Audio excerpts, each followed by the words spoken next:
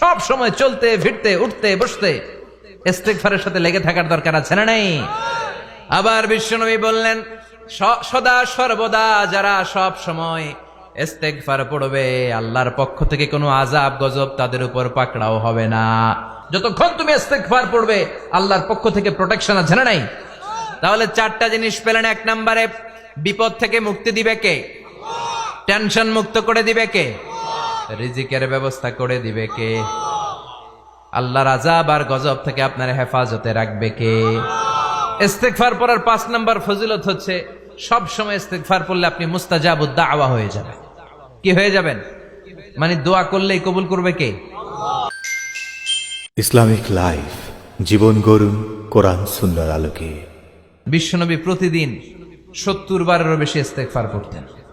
শুধু টয়লেটে যে মুহূর্তে থাকতেন ওই মুহূর্তে পড়তেন না, টয়লেটে ঢুকার মুহূর্তে বিশ্বনবী ইস্তিগফার পড়তে পারতেন না, তাই টয়লেট থেকে বেরোয়েই তিনি ইস্তিগফার পড়তেন। তিনি পড়তেন গফরানাক। কি পড়তেন? গফরানাক মানে হলো আস্তাগফিরুল্লাহ। গফরানাক মানে কি? গফরানাক মানে আল্লাহ আমি আপনার ক্ষমা চাই, মানে আস্তাগফিরুল্লাহ। আবার বিশ্বনবী বলতেন, মান লাযামাল ইস্তিগফার জাআলাল্লাহু লাহু মিন কুল্লি দিকিন মাখরাজা।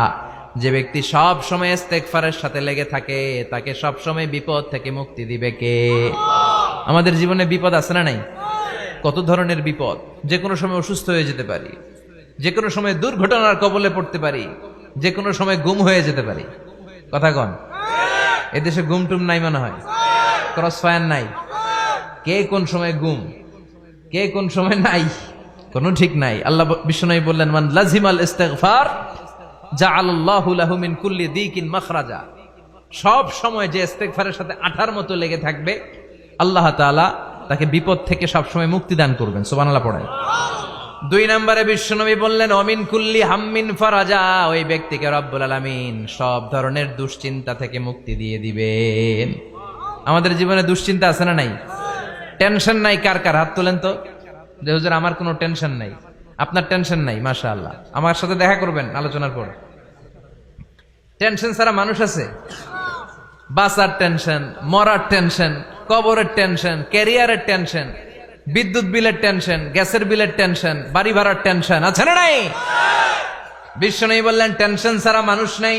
সব সময় আঠার মতো যে ইস্তিগফারের সাথে লেগে থাকবে, তাকে টেনশন মুক্ত করে দিবে কে? 3 নাম্বার, ওয়ারযুকহু মিন হাইসু লা ইয়াহতাসিব। এমন জায়গা থেকে আল্লাহ তাআলা রিজিকের ব্যবস্থা করে দিবেন, সে কল্পনাও করতে পারবে না। আমি নিজে এটার প্রমাণ পেয়েছি। অনেক অনেক সময় আমি কল্পনাও করি নাই যে এখান থেকে আমার রিজিকের ব্যবস্থা হতে পারে। এমন পরিমাণে রিজিকের ব্যবস্থা এসেছে, 2 হাতে নিয়েও কুলাতে পারি নাই। এজন্য সব সময় চলতে ফিরতে উঠতে বসতে ইস্তিগফারের সাথে লেগে থাকার দরকার আছে না নাই? আবার বিশ্বনবী বললেন, সদা সর্বদা যারা সব সময় ইস্তিগফার পড়বে, আল্লাহর পক্ষ থেকে কোনো আযাব গজব তাদের উপর পাকড়াও হবে না।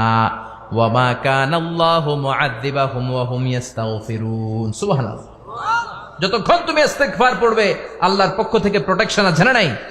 তাহলে 4টা জিনিস পেলেন। 1 নম্বরে, বিপদ থেকে মুক্তি দিবে কে? টেনশন মুক্ত করে দিবে কে? রিজিকের ব্যবস্থা করে দিবে কে? আল্লাহর আযাব আর গজব থেকে আপনার হেফাজতে রাখবে কে?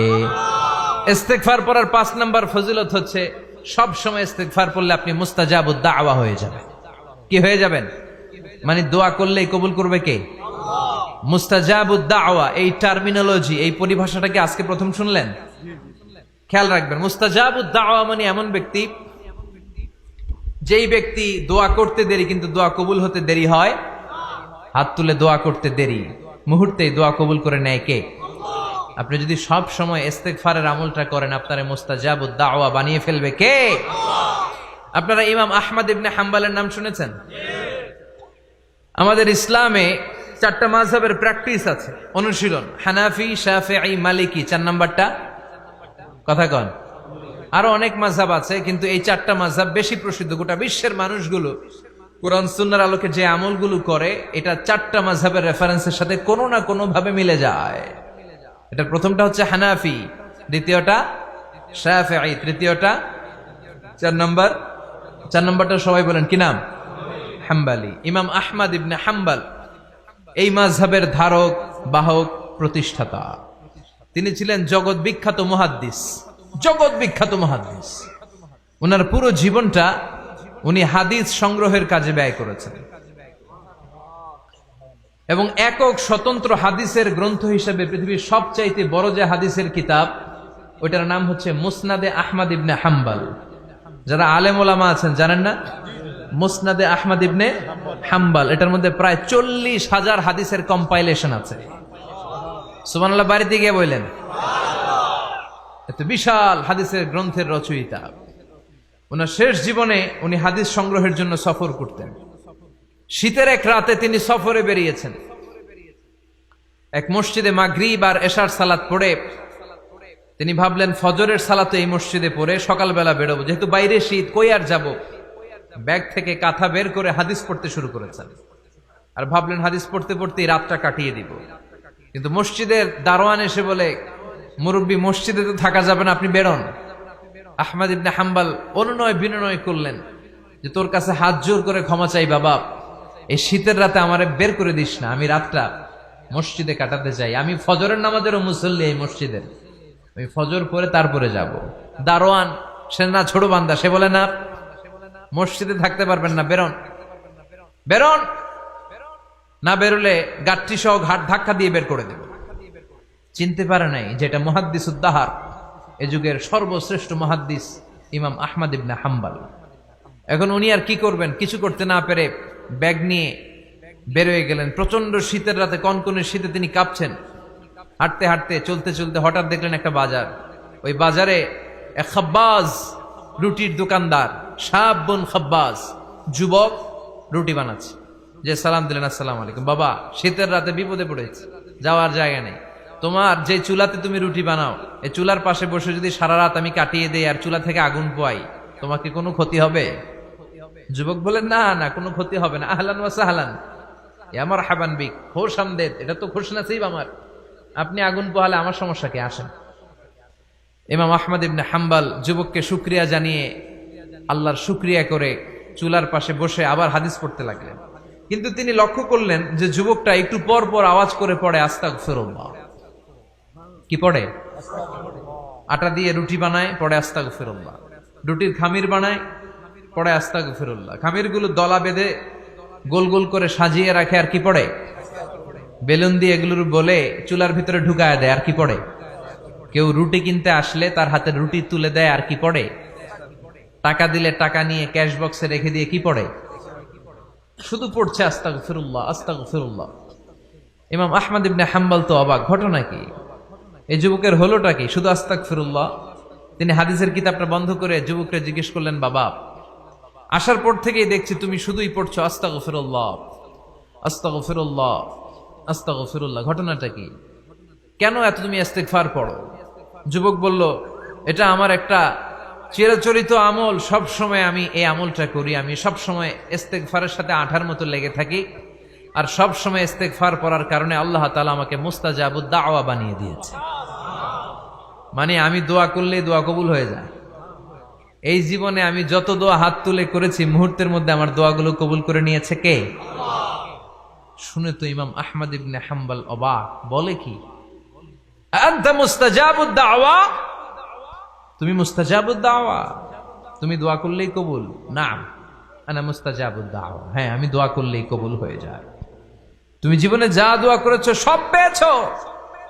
হ্যাঁ, আমি জীবনে যা দোয়া করেছি আমি সব পেয়েছি, সব দোয়া কবুল হয়েছে আমার জীবনে, শুধু একটা দোয়া ছাড়া। ইমাম আহমদ ইবনে হাম্বলের কৌতূহল আরো বেড়ে গেল। সব দোয়া তোমার কবুল হয়েছে, একটা দোয়া কবুল হয় নাই, সেটা আবার? যুবক বলতে আরম্ভ করলো, আমার যে দোয়াটা কবুল হয় নাই সেটা হচ্ছে আমি আল্লাহর কাছে অনেকবার দোয়া করেছি, আল্লাহ শুনেছি এই জামানার সবচেয়ে বড় মুহাদ্দিস, তার নাম নাকি ইমাম আহমদ ইবনে হাম্বল।